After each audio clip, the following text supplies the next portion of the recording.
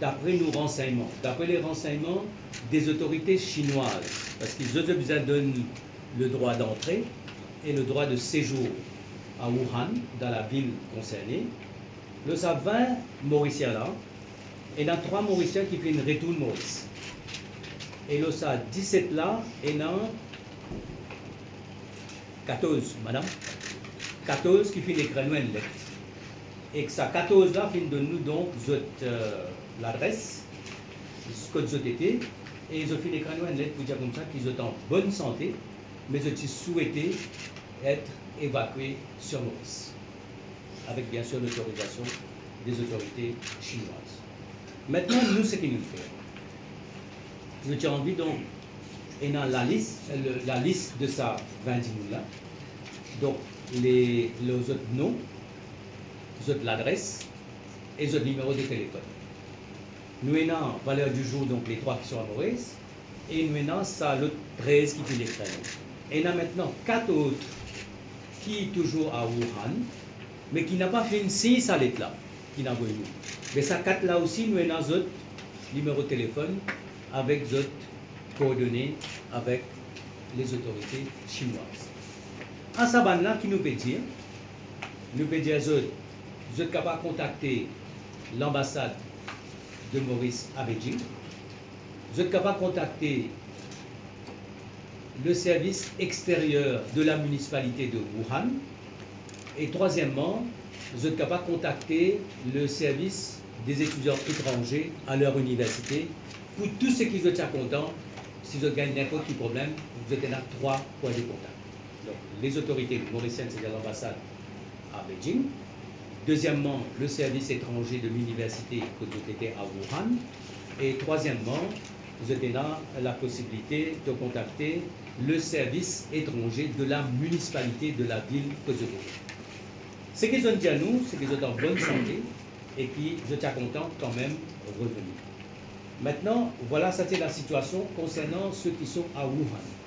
Maintenant, dans la province elle-même, nous vous connaissons, là aussi, nous pouvons dire tous les parents ici à Maurice, tous les parents ici à Maurice, si vous avez des membres de leur famille qui dans la province de Hubei, dans la province, parce que la ville nous connaît, dans la province, fait nous connaît.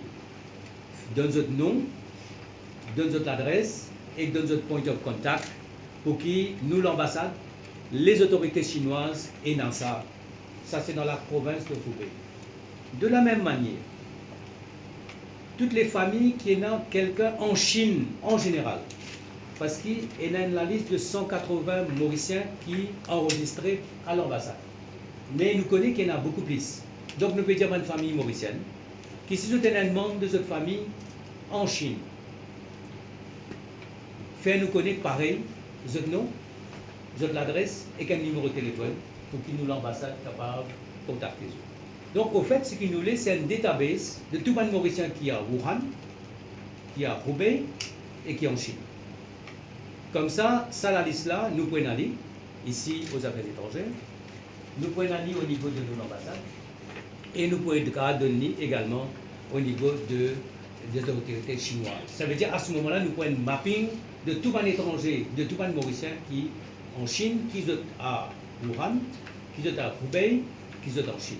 Et nous faisons dans ça. Alors nous faisons tous les parents, si nous avons donc quelqu'un en Chine, dans les 3 cas, dans la ville, dans la province ou dans le pays, de nous faire savoir.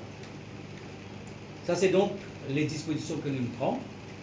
En attendant, nous finissons apprendre aussi que plusieurs pays, dont la France et les États-Unis, pensent à la possibilité de faire évacuer les autres ressortissants de Wuhan. Mais comment je connais, la ville est locked. Il y a un lockdown de la ville.